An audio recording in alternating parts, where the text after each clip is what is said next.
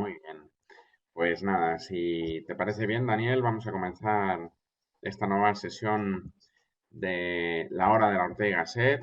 Hoy contamos contigo, uno de los intelectuales más destacados de la vida pública española, buen amigo del instituto. Quiero recordar a todos nuestros alumnos y a los amigos de la Fundación que este año realizaste la lección inaugural del curso y planteaste allí para la cuestión de Cataluña tu tesis de la segunda mejor opción, que está dando mucho que hablar y que realmente es muy sugerente y sugestiva, ¿no? Daniel Innerarity es de sobra conocido por todos nosotros, catedrático de Filosofía Política y Social, director del Instituto de Gobernanza Democrática e investigador del Ibervasc, Fundación Vasca para la Ciencia, todo ello en la Universidad del País Vasco.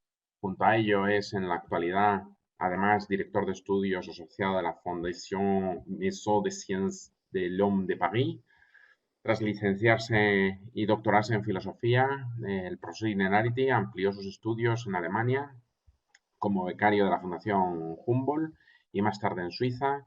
A lo largo de su trayectoria académica ha sido profesor invitado en diversas universidades europeas y americanas, como en la London School of Economics o más tarde en el Robert Schuman Center for Advanced.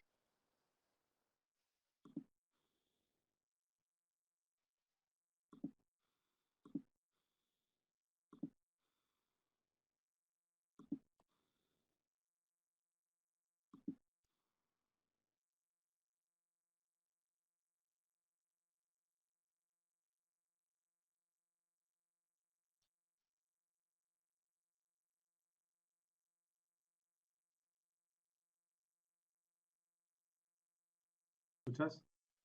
Sí, Eh, Se ha quedado Antonio como bloqueado está saliendo y volviendo a entrar. Un segundo.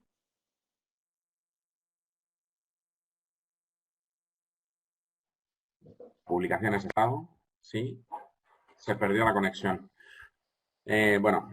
Retornamos. Esto es la afluencia de personas que están entrando en el foro y por tanto por eso se está cayendo la conexión, pero normalmente no tenemos problemas, supongo podremos continuar con normalidad. Estaba diciendo que, bueno, que por abreviar y sintetizar,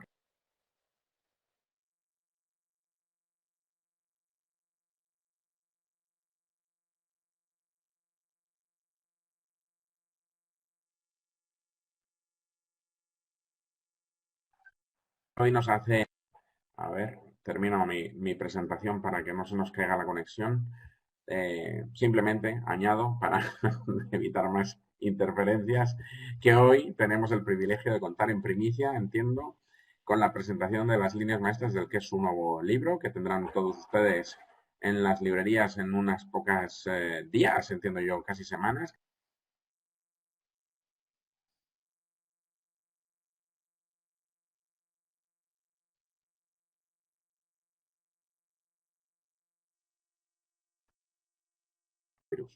Vamos a ver, Daniel, Daniel, si somos capaces de que tú puedas hablar. No sé por qué estamos teniendo tantas dificultades hoy, pero yo voy a silenciar mi micrófono para ver si podemos, si soy yo el que está causando interferencia.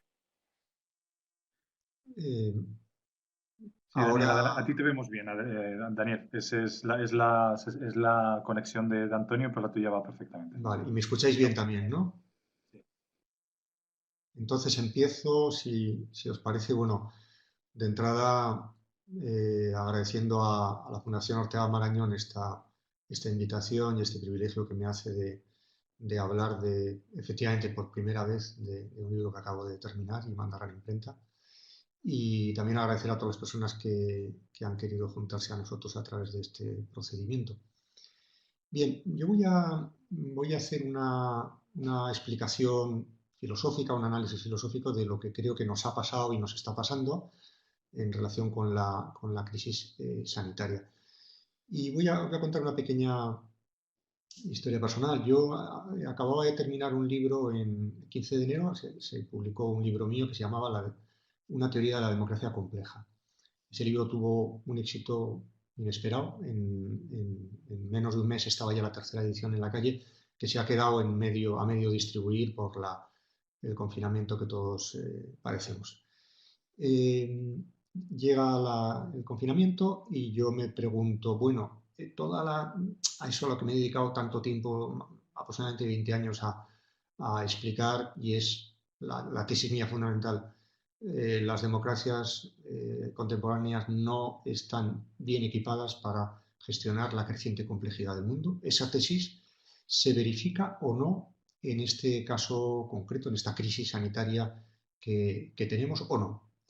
Y a eso me puse durante estos días y el resultado es un pequeño libro que ha tenido a bien la presidenta del Congreso, mi amiga Meritxell Batet, de prologar, y que saldrá aproximadamente entre el 20 y el 27 de mayo, estará en las librerías. En la página 223 de ese libro yo escribía lo siguiente, perdón por la autocita que me servirá de marco para lo que luego voy a tratar de explicar. Decía, la democracia necesita una gestión estratégica de las crisis futuras.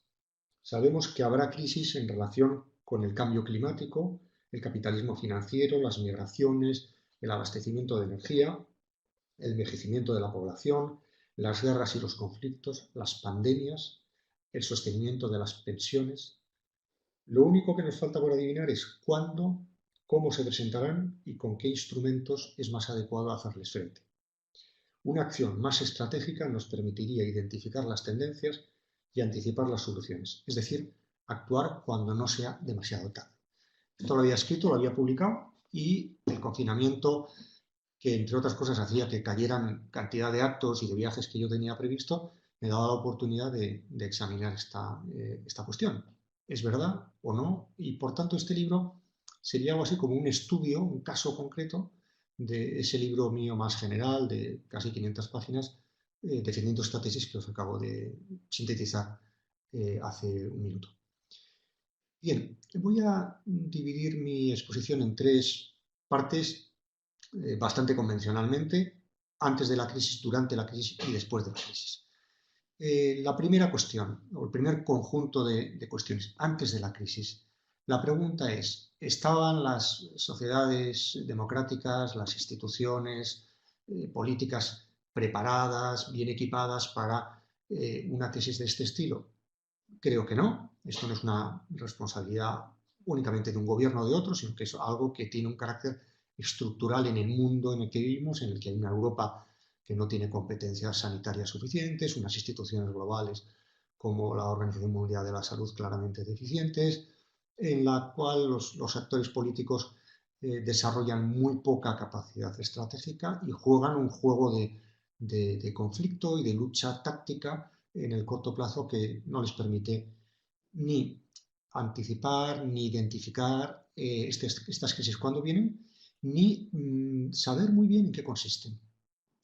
Llevo tiempo diciendo que las sociedades contemporáneas no saben gestionar más que lo que podríamos llamar cambios incrementales, es decir, cambios paulatinos, pero son muy poco capaces de anticiparse, de identificar y de gestionar lo que podríamos llamar cambios discontinuos, es decir, crisis o cambios o cisnes negros, según la teoría que se ha ido desarrollando estos últimos años. Es decir, cosas que sabemos que van a suceder, que van a tener un efecto traumático, pero que no sabemos predecir, no sabemos identificar y no sabemos muy bien gestionar, además de que tampoco sabemos muy bien en qué van a consistir exactamente, porque si lo supiéramos probablemente estaríamos mejor preparados, ¿no?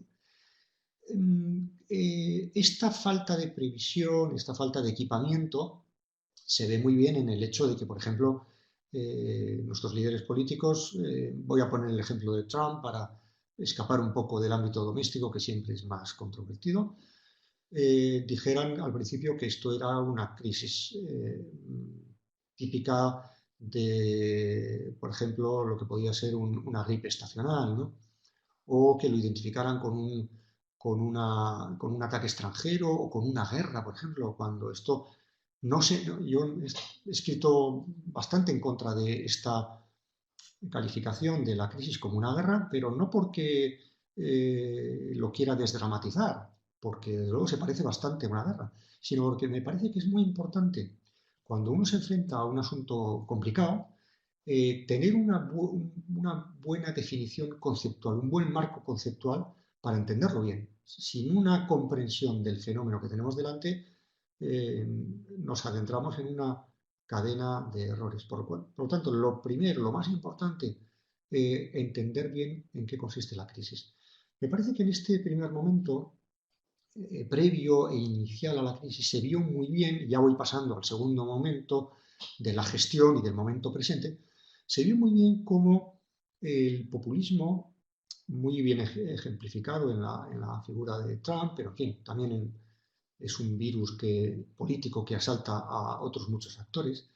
El populismo tiene dificultades en enfrentarse a fenómenos de este estilo porque revalorizan tres asuntos, tres dimensiones que el populismo detesta.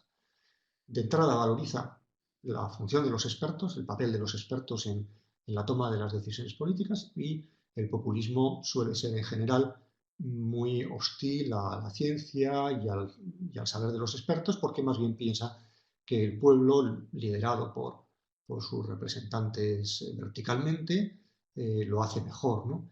Recordaréis cómo Trump calificó esto, Trump que en el fondo es un terraplanista, me permitiréis esta expresión, un hombre que desprecia la ciencia, calificó esto como una crisis sin demasiada importancia, incluso como una oportunidad para la economía americana, desoyó los consejos de sus expertos. Bueno, aquí hay todo un debate acerca de cuál es la función de los expertos en la toma de decisiones políticas, que me parece apasionante, pero no me da tiempo a entrar en esta breve exposición. Pero la primera cosa que cae es el ataque de los populistas a los expertos, y los expertos quedan revalorizados como principio general. La segunda cuestión que esta crisis pone de manifiesto es que la vida institucional, la lógica institucional, es mucho más importante que esa relación vertical de los líderes providenciales en relación con sus pueblos. Allá donde hay instituciones, es decir, protocolos, equipos, inteligencia colectiva, instituciones públicas que defienden y sostienen lo público, lo común, lo colectivo, se está mejor equipado para una crisis de este estilo. La tercera cuestión que ha sido revalorizada con la crisis y que el populismo detesta es la idea de comunidad global. Está claro que la crisis nos pone delante de riesgos y amenazas que compartimos y, por tanto, exigen una respuesta también de tipo compartido.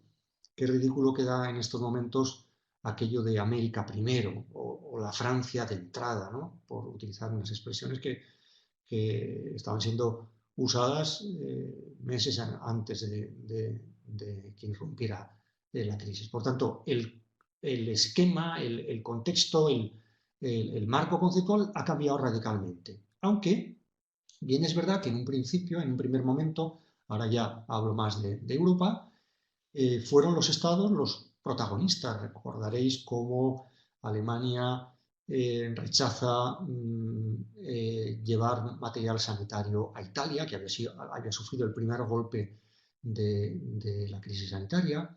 Recordaréis también, por ejemplo, cómo las primeras reuniones del Consejo Europeo son unas reuniones en las que el interés nacional, el interés de los estados, es puesto por encima de todo. Recordaréis aquella intervención penosa del ministro de Hacienda holandés. En parte una reacción que responde también a un fallo de comprensión del tipo de crisis en la que estamos. La reacción de los holandeses tiene mucho que ver con que conceptualmente, y aquí vuelvo a reivindicar el papel también de los conceptos y de la filosofía a la hora de interpretar lo que nos pasa, conceptualmente entendieron que se trataba de una crisis similar a la crisis de 2008, a la crisis económica financiera, y que derivó posteriormente en la crisis del euro y la deuda soberana. Es decir, una crisis que tendría su origen, lo cual también es bastante discutible, por cierto, en un comportamiento irresponsable de algunos actores, ¿no? Italia tiene la peculiaridad de que es el país donde hay más turismo chino, y el virus entró por China, pero podía haber entrado por otro sitio. Y por tanto, toda la reflexión del Eurogrupo en estos momentos y las instituciones europeas en general está yendo en la línea de reconocer que se trata de una crisis simétrica, o por lo menos no tan asimétrica como la crisis anterior. Esto explica el hecho de que haya una cesión en cuanto a que la financiación de las inversiones que nos van a hacer falta acometer en esto para resolver la crisis es una financiación que no debe estar sujeta a la condicionalidad, es decir, al principio de responsabilidad de quienes reciben los préstamos que se hizo valer en la crisis anterior precisamente porque se entendía que era una crisis, repito, esto también es cuestionable, derivada de un comportamiento irresponsable de aquellos que pedían los préstamos. Bueno, en este caso, este esquema es absolutamente inservible, pero la primera reacción, la reacción inicial, es seguir con la plantilla de 2008 a la hora de tomar estas decisiones. La crisis ha puesto como protagonista a los estados en un primer momento. Y una pregunta que nos podemos hacer y que me parece que tiene interés es, ¿esto va a durar? ¿Esto responde a un cambio de guión en el mundo y a un cambio de guión en Europa y por tanto a una crisis de Europa, a una intergubernamentalización de Europa? Mi respuesta es no. Creo que el protagonismo que han ejercido los estados en este primer momento de gestión de la crisis, lo vemos ahora, se recentralizan las decisiones en un estado de alarma, lo cual tiene una cierta lógica, aunque puede ser discutido. Se cierran las fronteras, también tiene una cierta lógica, aunque probablemente si hubiera habido más coordinación entre los estados, ese cierre de las fronteras no hubiera tenido demasiado sentido. Sobre todo porque las fronteras interesantes en este momento de confinamiento son las fronteras de nuestros domicilios, no son las fronteras de los estados que son irrelevantes. Las fronteras que hemos de mantener son las fronteras de la distancia física de unos con otros y sobre todo el cierre de la clausura de nosotros mismos en nuestros propios domicilios. Y además, este estado que vuelve ahora, parece volver además con esa lógica de centralización, incluso con un cierto ropaje militar y de autoridad centralizada, es un Estado que no puede intervenir con esta lógica neo-keynesiana durante mucho tiempo porque no tiene recursos. De hecho, estamos pidiendo recursos a la Unión Europea. No tiene delante una masa de ciudadanos ignorantes, sino que más bien lo que tiene delante, por ejemplo, es a la comunidad científica que trabaja en una lógica transnacional, en una lógica de colaboración internacional y por tanto no podemos volver a un esquema de autarquía de los estados y no vamos a volver a eso. Me falta una tercera parte de mi exposición a la que quería dedicar estos 10 últimos minutos que me habéis concedido para explicar hacia dónde vamos, qué es lo que va a pasar, qué lógicas se van a imponer después de este primer momento de gestión de la crisis. Aquí mi primera observación es que tendemos a confundir no solamente cualquier ciudadano corriente, sino también incluso los científicos y los científicos sociales y los filósofos. Solemos confundir lo que nos gustaría que pasara de lo que creemos que va a pasar. Y por tanto mis observaciones aquí han de ser tomadas con una cierta precaución. Yo sé lo que a mí me gustaría, más o menos, pero quisiera no confundirlo con lo que creo que va a pasar, sobre todo cuando nos hemos equivocado tantas veces en nuestras previsiones y no hemos sido capaces de adivinar, de identificar o de prevenir contra una crisis como esta, del mismo modo que no lo fuimos con otras crisis anteriores.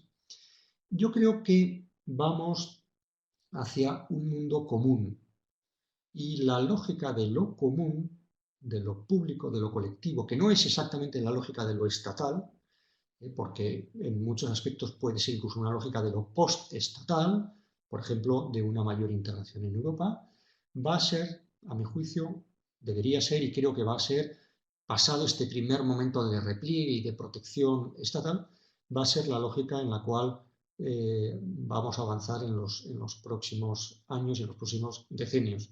De entrada, porque sabemos que fenómenos de este estilo, probablemente incluso con la forma de una nueva pandemia, van a volver a suceder, pueden volver a suceder, y para eso tenemos que estar más equipados. Y una de las cosas, por ejemplo, que me parece más evidente es que dos instituciones globales como la Unión Europea, supraestatal o transnacional, y la Organización Mundial de la Salud van a tener que revisar sus presupuestos insuficientes, sus legitimaciones también insuficientes y todo su equipamiento para abordar crisis de este estilo.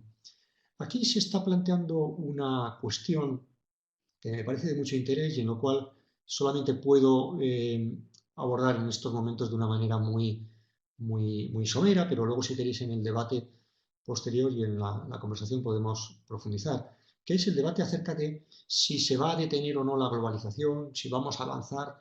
Incluso hay gente que propugna ya una desglobalización. Se ha establecido ya un primer debate muy interesante entre lo que podríamos llamar los detraccionistas y los globalistas.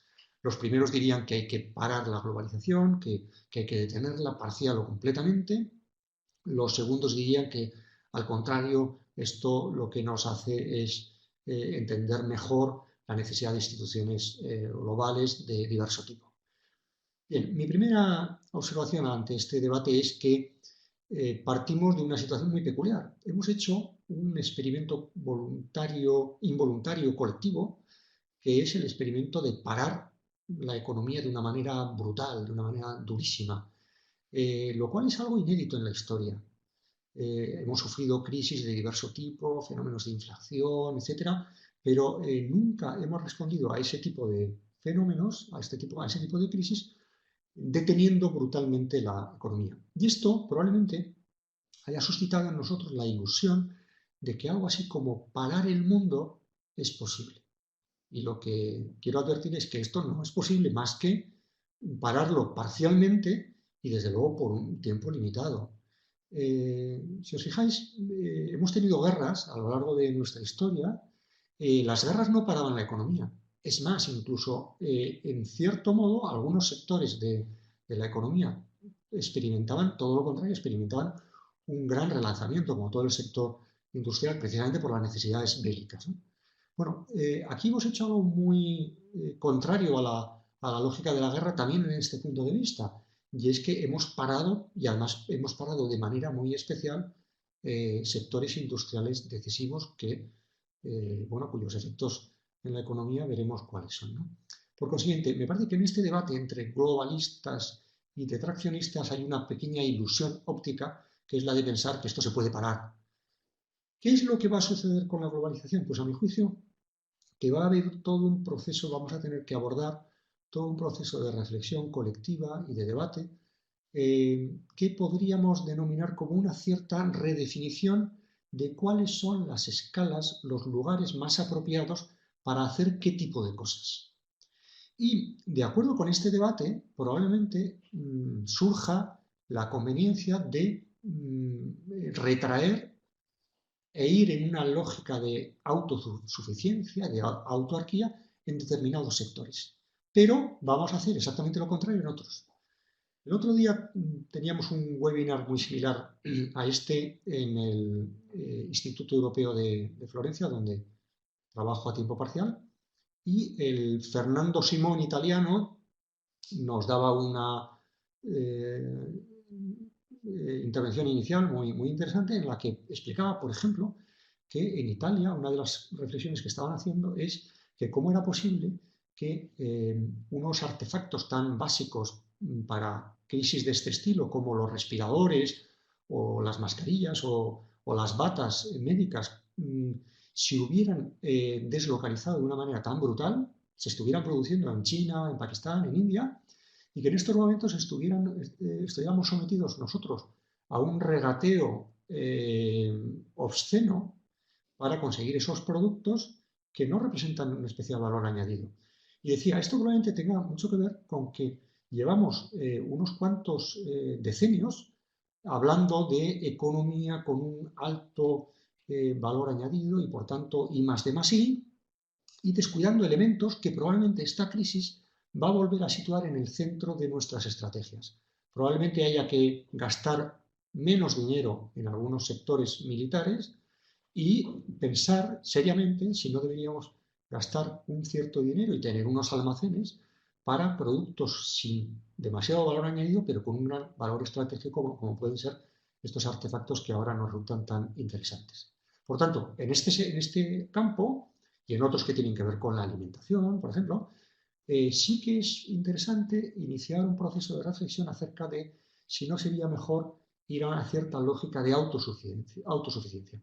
Pero en cambio, en otros ámbitos, estoy pensando en la lucha contra la pandemia en lo que se refiere al hallazgo de una vacuna oportuna, probablemente lo que tenemos que hacer es globalizarnos más, es decir, entendernos más como una comunidad global en la cual estamos continuamente examinando prácticas, estamos comparando unos con otros el modelo de Taiwán, el modelo de Indonesia, el modelo chino, el modelo americano. Estamos comparando continuamente y, por tanto, nuestro horizonte de referencia es y va a ser cada vez más global, del mismo modo que el horizonte de referencia de la comunidad científica, que cada vez va a tener que intensificar, ya lo hace de una manera muy clara, los que vivimos en este mundo de las ciencias lo hacemos continuamente, estamos ya en una comunidad que trasciende las fronteras de los estados, pero lo vamos a hacer cada vez más. Como conclusión, la pregunta que nos hacemos, y a mí me han planteado muchas veces en estas semanas, es: ¿aprenderemos de la crisis, sí o no? Mi conclusión es: estamos aprendiendo de las crisis, estamos aprendiendo de todas las crisis anteriores, hemos aprendido. El problema es que aprendemos muy lentamente, aprendemos cuando es un poco tarde ya, a veces incluso demasiado tarde, pensemos en la crisis climática, y no aprendemos en el nivel suficiente que requeriría la naturaleza, la grave naturaleza de las crisis a las que nos estamos enfrentando. Por consiguiente, concluyo con esto. Creo que de aquí saldremos con inteligencia, saldremos por supuesto con voluntad política y con capacidad de organización, no me cabe la menor duda, pero también tenemos que salir con inteligencia y reivindico el papel del pensamiento, el papel de los conceptos, el papel de la deliberación a la hora de abordar crisis como esta y a la hora de abordar crisis futuras que sin duda vendrán. Muchas gracias por vuestra atención y ahora, por mi parte, estaré encantado de tener el tiempo de discusión, de preguntas, de debate con vosotros, que a quienes moderan esta sesión les parezca oportuno. Pues un placer escucharte, Daniel, como siempre. Además, qué mejor día que hoy, el día del libro, para tenerte aquí con esta primicia de tu nuevo libro que estamos ansiosos por leer y qué gran final esa reivindicación del pensamiento y del mundo académico en este contexto. Bueno, me paso a glosar inmediatamente las preguntas porque no sé exactamente si tu dispositivo te permite verlas. Daniel Villegas, que es un joven filósofo del instituto, pregunta si para usted, a ver, porque creo que tiene dos preguntas, efectivamente. A raíz de su libro Una teoría de la democracia compleja, partiendo de su idea como filósofo de que la praxis política ya no responde al mundo real y que el mayor problema en una democracia es la simplicidad, ¿cuál cree usted, según las apreciaciones de Daniel, eh, que nace de ahí el demagogo simplificador? Pregunta si siempre ha existido el demagogo, el populismo simplificador y escalador político a costa de decir lo que se quiere decir. ¿Por qué en las democracias contemporáneas se presenta como más grave y diferenciador? Entiendo que se refiere a ese demagogo. Bien, es una pregunta interesantísima. Siempre ha habido demagogia. La demagogia no es un invento reciente. Desde los griegos ya se hablaba, y Aristóteles hablaba de ella. Los griegos no tenían un problema que nosotros tenemos. Si me permito, estoy criticando a los simplificadores y ahora voy a simplificar un poco, pero el tipo que tenemos es limitado. La sociedad, Aristóteles cuando habla de su sociedad, dice que una sociedad democrática tiene que ser una sociedad en la cual todos se conozcan. Rousseau, miles de años después, decía, solo habrá democracia en una sociedad en la cual los efectos de lo que cada uno de nosotros hace es visible en el espacio y en el tiempo.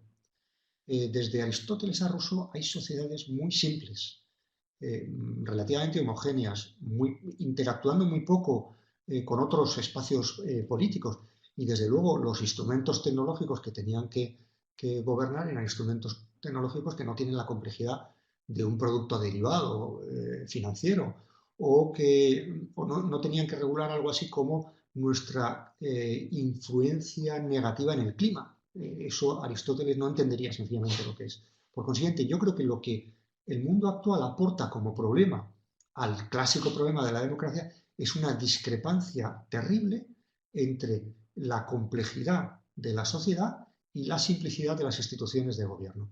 Un solo ejemplo para aclarar este punto de vista. El Parlamento democrático, los parlamentos surgieron, los parlamentos modernos surgieron en una época en la cual se pensaba que desde el debate parlamentario se podía controlar el cambio social. Los parlamentos estaban pensados para que el cambio social que discurría en paralelo fuera equilibrado, acompasado, moderado por la deliberación política. Hoy en día esto es una ilusión. No, los parlamentos, en el mejor de los casos, lo que hacen es reparar los daños causados por el cambio social. Los parlamentos tienen muy poca capacidad de anticipación. ¿Por qué? Porque la sociedad se ha acelerado enormemente. Es esa discrepancia entre una sociedad que no pide permiso, que va a toda velocidad para bien y para mal, porque va a toda velocidad la ciencia, pero también van a toda velocidad los agentes financieros que no tienen ningún respeto al equilibrio y a la justicia social, o los contaminadores, o la contaminación que atraviesa fronteras y que causa un grave problema en el cambio climático. Esa discrepancia es la discrepancia que me parece original de nuestra época y que se ha acentuado con la progresiva complicación de la sociedad contemporánea. José María Pajón pregunta si confundir la libertad con la posibilidad de salir a la calle no es reducirla a la libertad de las gallinas cuando dejes abierta la puerta del gallinero. Evidentemente no es la libertad más importante, no es la única libertad. También la libertad de no ser contagiado es muy importante y por eso estamos aceptando que se restrinja esta libertad, pero la estamos aceptando también porque es una libertad que se restringe en un momento determinado, en un espacio de tiempo determinado. Esto sería intolerable. No estamos subjetivamente, psicológicamente preparados para limitar mucho nuestra capacidad de movimiento.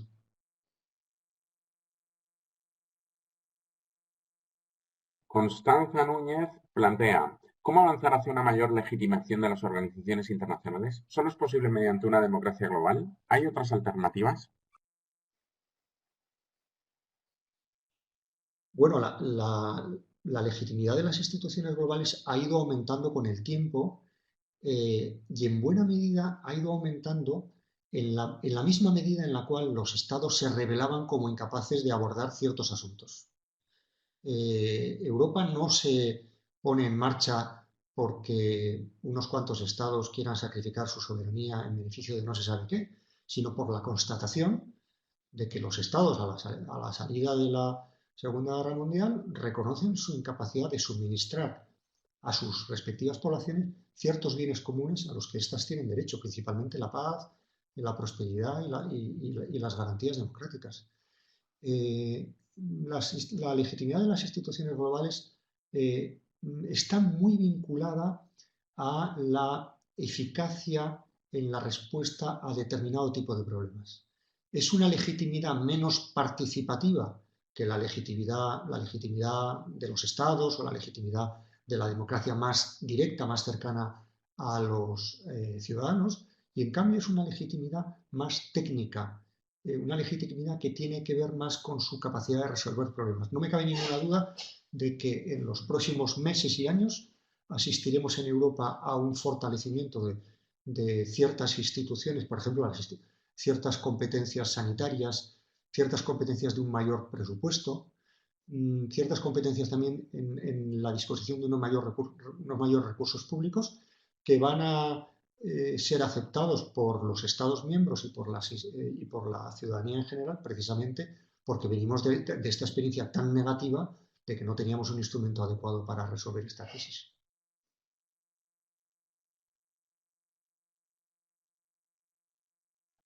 En términos de valores democráticos, Daniel vuelve a plantear si piensas que la democracia se ha quedado ligeramente desfasada o si con la crisis del coronavirus afianzará su planteamiento, aunque los valores de igualdad, libertad y justicia más bien parece que se están reforzando. Supongo que a lo que se refiere es ese diálogo entre unos y otros, ¿no? Entre democracia, igualdad, libertad y justicia, cómo se está jugando en esta coyuntura.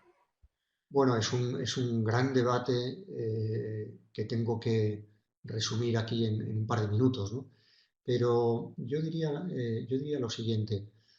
Primero, es verdad que esta crisis va a poner a prueba muchas cosas. Está poniendo a prueba desde las relaciones domésticas y nuestra psicología individual hasta el orden global. Y por supuesto, una de las cosas que está poniendo a prueba es el valor de nuestras democracias. Aquí empieza a haber un debate interesante, que es el debate entre quienes mantienen que sería mejor prescindir de formalismos democráticos, participativos y la lentitud de los procedimientos de deliberación democrática e ir hacia un sistema más autoritario.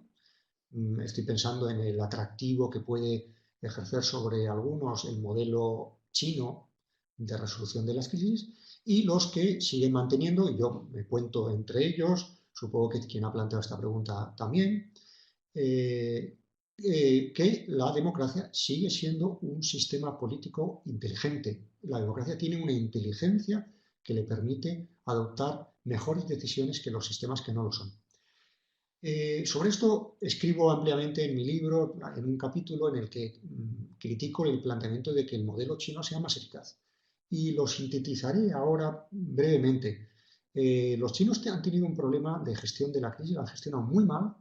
Creo que cuando pase esta oleada de la crisis seguramente tendremos que recurrir a organismos internacionales para exigir que se haga justicia, porque los chinos nos informaron muy tarde y muy mal de esta pandemia.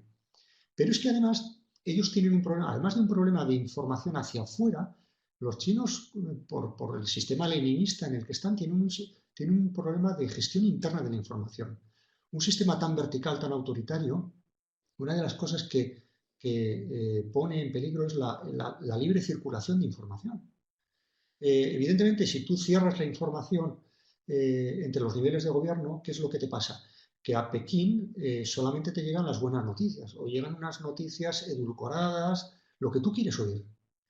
En los sistemas democráticos estamos acostumbrados a que la información fluya.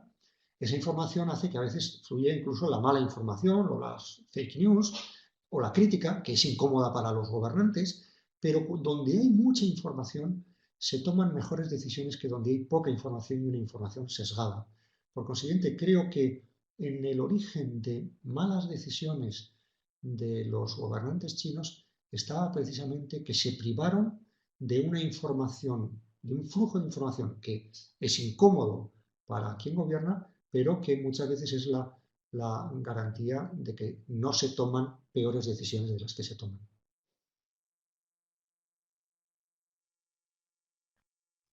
Te formulo la siguiente porque Antonio sigue con problemas con su conexión. Mira, la de Sí. Sigo Crescente comenta que si no considera que es paradójico que por primera vez en la historia sea el Estado el que ha cortado de raíz la demanda en la economía.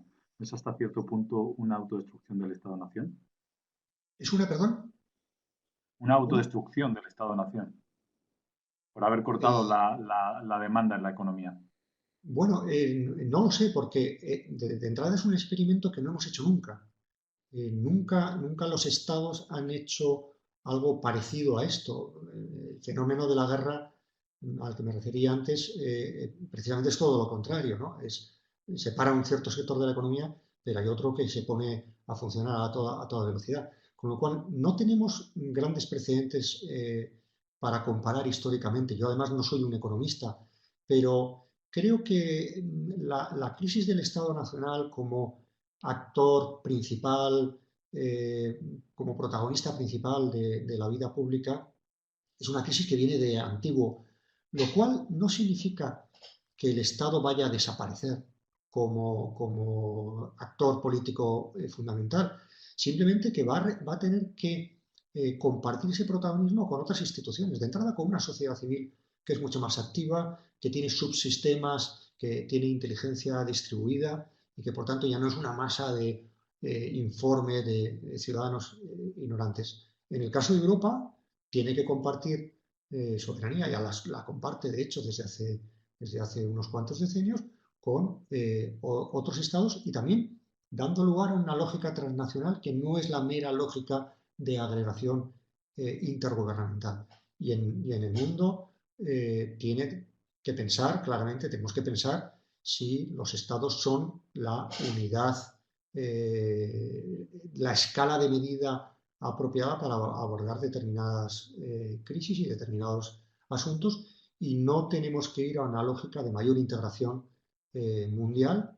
No digo de la constitución de un Estado nacional global, que no lo habrá nunca, a mi juicio, pero sí de instituciones globales que cada vez dispongan de más recursos económicos, de más legitimidad, y por tanto esos recursos económicos y esa legitimidad lo tomarán de algún sitio, porque aquí no estamos ante juegos simplemente de suma positiva, sino también ante juegos de suma cero, donde lo que se quita de un lado se pone en otro. Yo creo que vamos a hacer un reescalamiento del mundo que en algunos aspectos puede suponer un cierto fortalecimiento de los estados, en otros un debilitamiento de los estados hacia abajo, hacia lo local, hacia lo regional, y en otros un cierto debilitamiento del estado hacia arriba. Pero eso es un debate amplísimo en el que sin duda, a mi juicio, vamos a entrar y ya estamos entrando.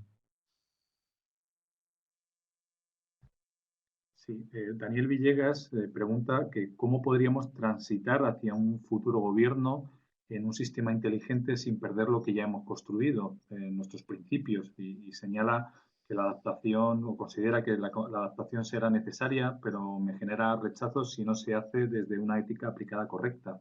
Claro. Transhumanismo, no gracias. Qué miedo el antropocentrismo, como dijo mi profesor Jorge Richman. Bueno, Jorge Richman lo ha pensado todo esto muy bien y yo le sigo en muchas cosas, ¿no?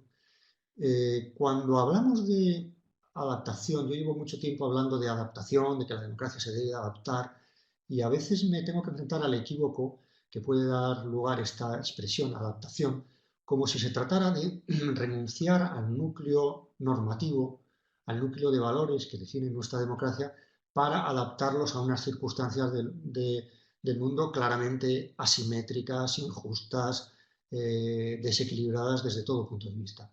Y por tanto, quisiera ahora matizar este término. Yo cuando hablo de adaptación hablo más bien de redefinición. La democracia se inventó hace 2500 años en un contexto muy concreto. Pero ese mismo núcleo de valores, de igualdad, de justicia, de fraternidad, de legitimidad, ese núcleo de valores se fue realizando, no tanto adaptando como realizando en circunstancias distintas. En la era del antropoceno, en la era de la inteligencia artificial, de los sistemas inteligentes, tenemos que pensar cómo mantener el núcleo esencial de valores a los que como seres humanos no estamos dispuestos a renunciar: libertad, justicia, igualdad, fraternidad, pero tenemos que espabilar, ¿no? Tenemos que ser eficaces. Podemos mantener esos valores atados a unas instituciones concretas y hacerlos completamente ineficaces en un mundo global. Creo que el gran debate al que tenemos que transitar es el debate de cómo hacer que no se pierda ninguno de esos valores, pero que la democracia sea efectiva, que la democracia resuelva problemas. Si la democracia no resuelve problemas, si la democracia sigue cosechando, la democracia o las instituciones políticas en las que vivimos siguen cosechando un fracaso tras otro, nos encontraremos con que la tentación de los distintos autoritarismos será cada vez más irresistible como tentación, ¿no? Sí, MR pregunta, dice, ¿no cree que esta crisis, el confinamiento, la convivencia permanente y cercana entre personas, el desarrollo de un ocio personalizado, sobre todo lo que ha puesto de manifiesto es el valor de la vida privada orteguiana? En mi libro sostengo exactamente lo contrario. Lo explico brevemente. Los sujetos estábamos acostumbrados desde el punto de vista incluso psicológico, a convivir en tres tipos de espacios.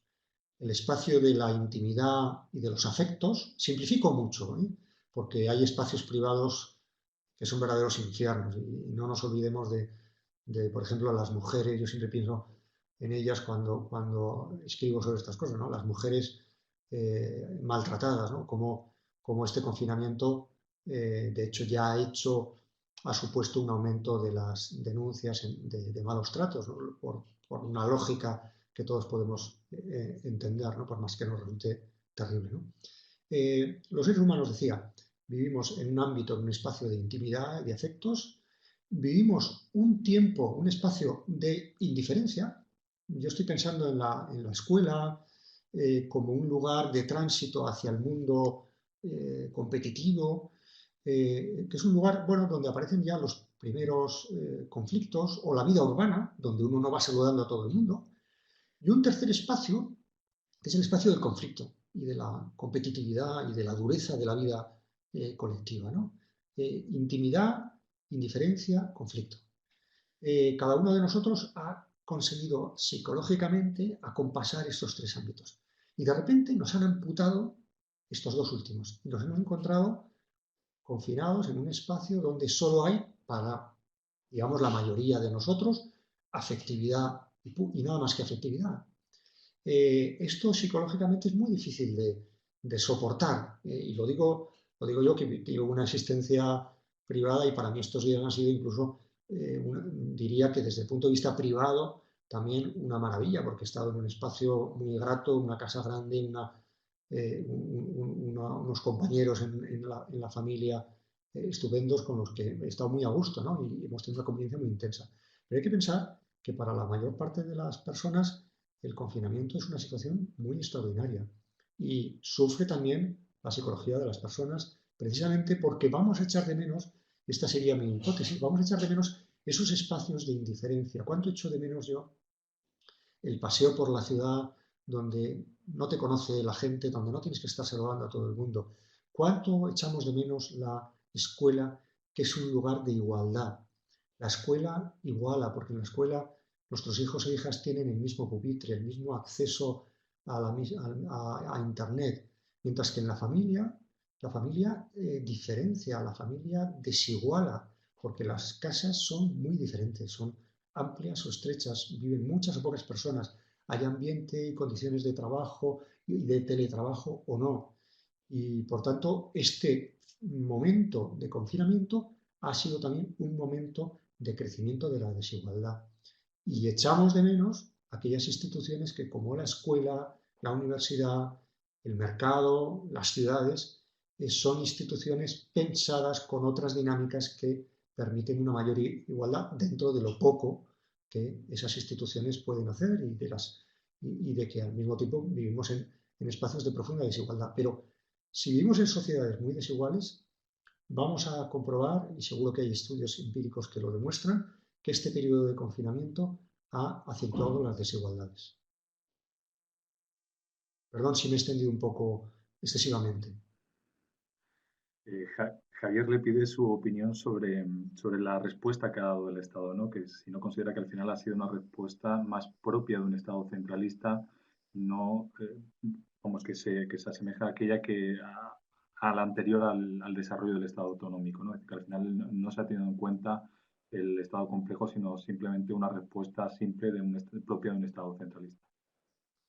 Estoy de acuerdo con esa crítica. Yo, durante este periodo de tiempo y en mi propio libro, me he impuesto una cierta austeridad en el ejercicio de la crítica a las autoridades. No porque no estén haciendo las autoridades mal, sino porque respeto la complejidad y la urgencia del momento. Ahora bien, esto no me impide criticar ciertos aspectos que me parece que incluirían ese que está aludido en la pregunta. Cuando un Estado es compuesto, como el nuestro, y por tanto hay competencias distribuidas, casi todas las competencias, por ejemplo, de sanidad y de educación, que son dos competencias claves en el estado de bienestar, y dos competencias claves en esta crisis están ejercidas fundamentalmente por los gobiernos autónomos, es más inteligente, más razonable una forma de liderazgo compartido que una forma de liderazgo recentralizado.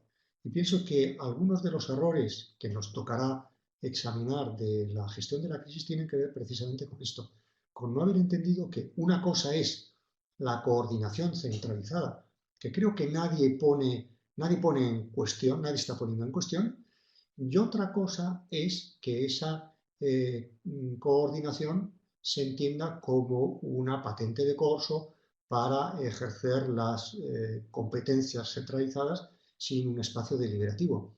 Me parece que es más inteligente compartir el liderazgo, establecer foros de deliberación, que no significa entrar en una lógica de pérdida de tiempo y de retraso de las decisiones, porque es perfectamente compatible con que hay decisiones que tienen que ser tomadas con urgencia, pero que nos darían a quienes tienen que tomar las decisiones una mejor información, una mayor responsabilidad y generarían unos espacios de mayor corresponsabilidad. Hay que tener en cuenta que en este país fundamentalmente, venimos de una confianza bajo mínimos, una confianza institucional, interinstitucional y de las instituciones hacia sus ciudadanos y de los ciudadanos hacia las instituciones que está bajo mínimos. Y yo creo que esto es lo que explica que hayamos sido tan torpes y hayamos incluso generado más desconfianza de la necesaria. Me parece que en un estado compuesto es más inteligente no suspender la realidad del poder compartido en beneficio de la urgencia de los tiempos.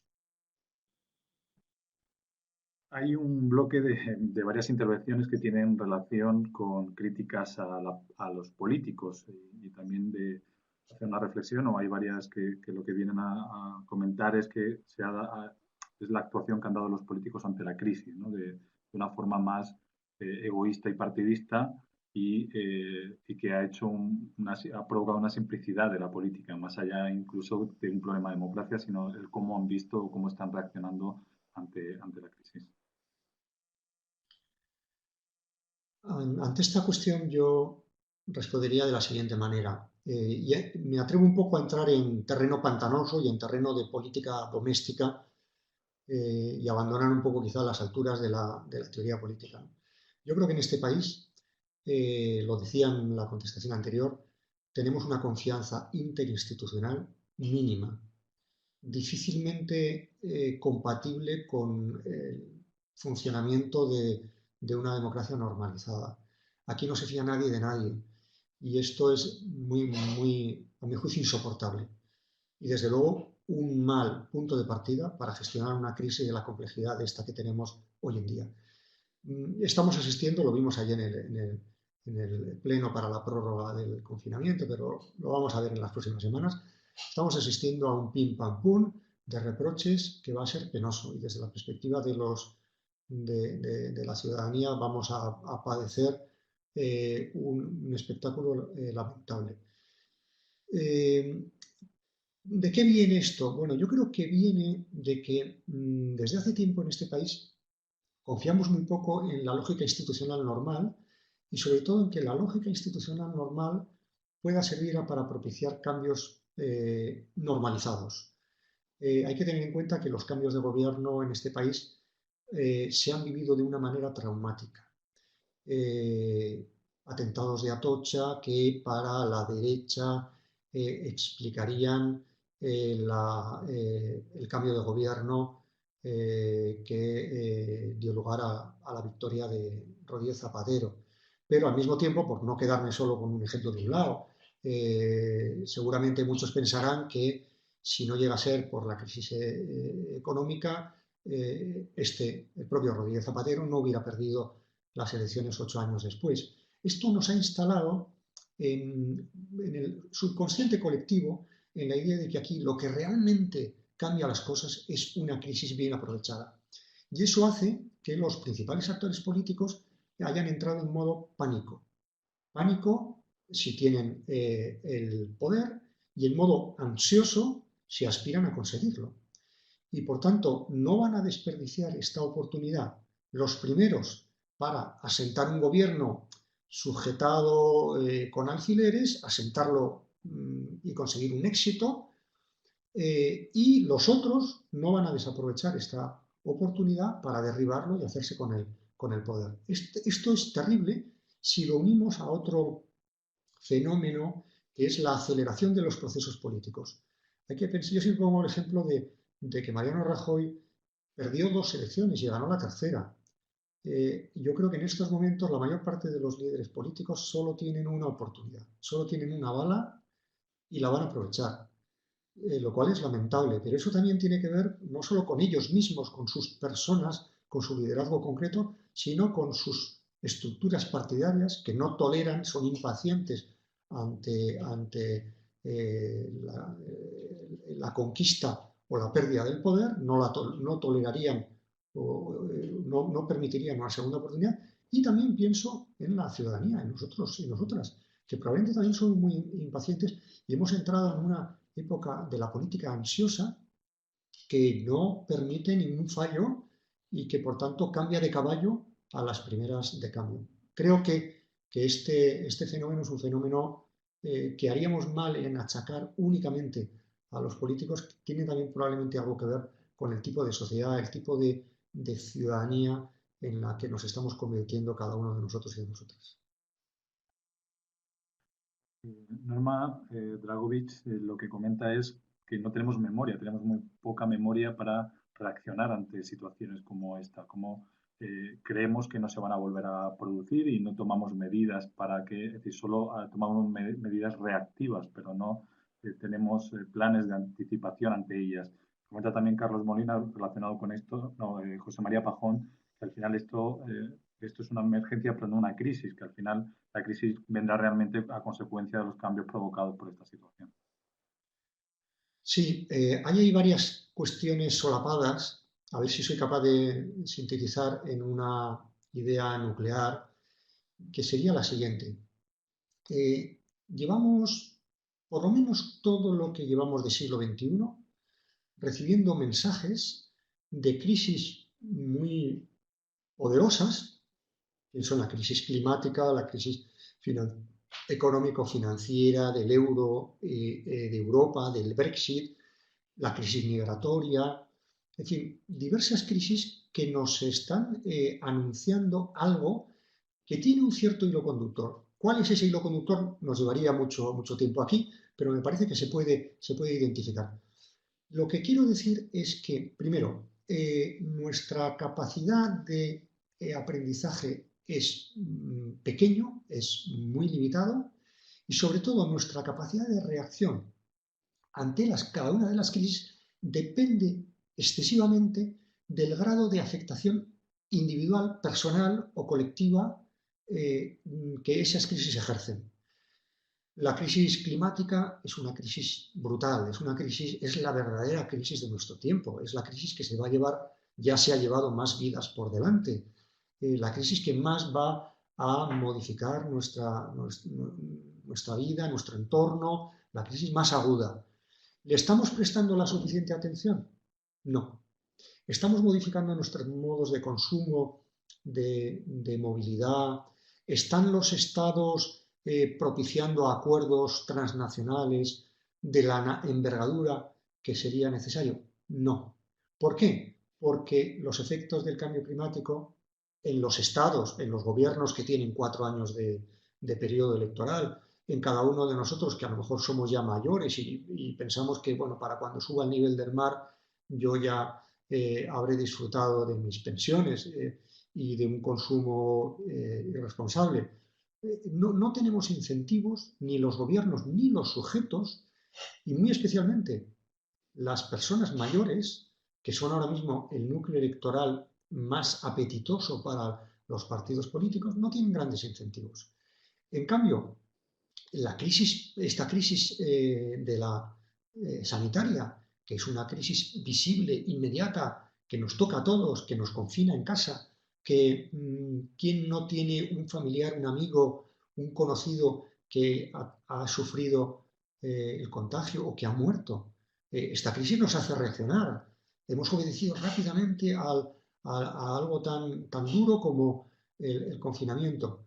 ¿Por qué? Porque tenemos un incentivo. Con lo cual, esto me hace no ser demasiado optimista, porque mi conclusión es que tenemos muchos incentivos a la hora de modificar nuestro comportamiento en crisis que nos afectan inmediatamente, pero tenemos muy pocos incentivos cuando se trata de crisis que bien no nos afectan a nosotros, como la crisis migratoria, que afecta a los que fundamentalmente a los que pierden su vida dramáticamente en el Mediterráneo, pero no a nosotros que estamos cómodamente en nuestras casas, o bien lo vemos como algo que nos afectará en el tiempo, afectará a nuestros hijos, afectará a nuestros nietos. Por eso se ha podido decir que esta crisis sanitaria es una crisis de los mayores, mientras que la crisis climática es una crisis de los jóvenes, ¿no?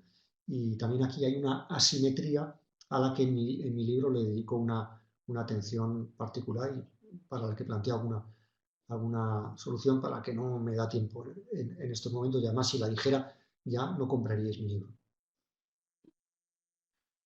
Vamos a hacer un par de preguntas más para no alargar mucho la sesión. Bueno, Paolo le comenta, dice, en su presentación ha insistido en la idea de que en el futuro vamos hacia algo como lo común. Sin embargo, me parece haber entendido que su discurso se desarrolla mucho a nivel institucional, de respuesta de las instituciones y de su modelo de toma de decisión. En este contexto, ¿cuál sería el papel de los ciudadanos? ¿Hay un espacio para la participación desde abajo? ¿Puede existir algo como lo común multitud? Sí, y de hecho hay mucho teorizado sobre esto. Yo cuando hablo de lo común como categoría, me refiero a varias cosas. Pero fundamentalmente me refiero a dos. Me refiero a lo común en el plano institucional y a lo común en el plano de las relaciones entre instituciones y la gente. A lo primero, me parece que las instituciones de lo común son instituciones abiertas, instituciones que no se entienden a sí mismas como instituciones autárquicas. Los estados pueden practicar políticas de cierre, pero pueden practicar políticas de configuración de lo común, como por ejemplo en el seno de la Unión Europea, compartiendo recursos, compartiendo experiencias, compartiendo soberanía, compartiendo poder o compartiendo recursos económicos. Eso sería una política de lo común institucional. La otra dimensión, que es a la que apunta quien ha formulado esta pregunta, me ha parecido entender, tiene que ver con la relación entre las instituciones públicas y la ciudadanía. Venimos de una comprensión de esa relación demasiado vertical y demasiado jerárquica. Y una de las cosas que yo planteo en este libro, pero fundamentalmente y por extenso en el libro anterior sobre la democracia compleja, es que la relación entre ciudadanía y sus representantes tiene que ser una relación más compleja, más de ida y vuelta, menos vertical, menos jerárquica. Y por tanto, una relación que nos permita precisamente abordar este tipo de crisis, porque la crisis climática no se aborda desde desde un liderazgo institucional entendido como una emisión de órdenes hacia la ciudadanía. Si cada uno de nosotros no colaborara en la corresponsabilidad, por ejemplo, de algo tan cotidiano como la gestión de los propios residuos o la utilización de los transportes públicos, la modificación de nuestros modos de consumo, toda la lucha contra la crisis climática no sería absolutamente ineficaz. Pero al mismo tiempo, si esa espontaneidad cívica que nos hace reciclar, modificar nuestro consumo, hacerlo de una manera responsable, no tuviera unos incentivos públicos en términos económicos, una dirección, una gestión de expertos, tampoco llevaría a buen puerto. Es decir, estamos ante asuntos que exigen la colaboración de todos, que exigen una colaboración de las instituciones, de los expertos y de la gente. Lo común para mí se configura en ese triángulo: liderazgo público, avance en el conocimiento y complicidad de la gente. Última pregunta. tiene que ver con con bulos, ¿no? Con control de bulos. Esa línea delgada entre la libertad de expresión y el control de los bulos por parte del Estado, y hay varias personas que se refieren precisamente a este debate. Y bueno, estoy viendo y también están preguntando que en qué momento, que cuándo estará disponible el libro de Pandemocracia en formato ebook, ya también para que pueda darse. Bueno, empiezo si queréis por esto último. El libro estará disponible, depende un poco de la cadena de funcionamiento de imprenta, distribución, librerías y depende, por tanto, de cuándo el gobierno decida que se pueden abrir las librerías. Pero el cálculo que hemos hecho es entre el 20 y el 27 de mayo estará disponible. A la primera cuestión acerca de los bulos, tengo que responder de una manera muy sintética, pero primero, el tema de los bulos es un asunto penoso que merece toda la condena y todo el rechazo. Segundo, es penoso también pensar y experimentar cómo los poderes públicos a veces se arrogan con unas capacidades que no deben tener. Existe el Código Penal para los delitos relacionados con la calumnia y todos los delitos similares, pero es muy peligroso otorgar a nuestros gobiernos, a nuestras autoridades, de la capacidad de determinar qué es un bulo y qué no lo es. Es un terreno muy resbaladizo. Las sociedades democráticas hemos de soportar un nivel que a veces nos resulta difícil de sostener, de opiniones que nos parecen irresponsables, incluso que nos parecen penosas.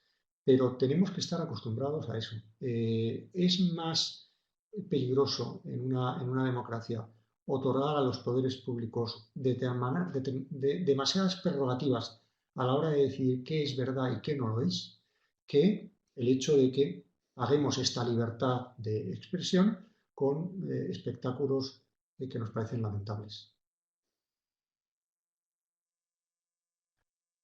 Gracias, Daniel. No sé, Antonio, ¿te permite la conexión despedir?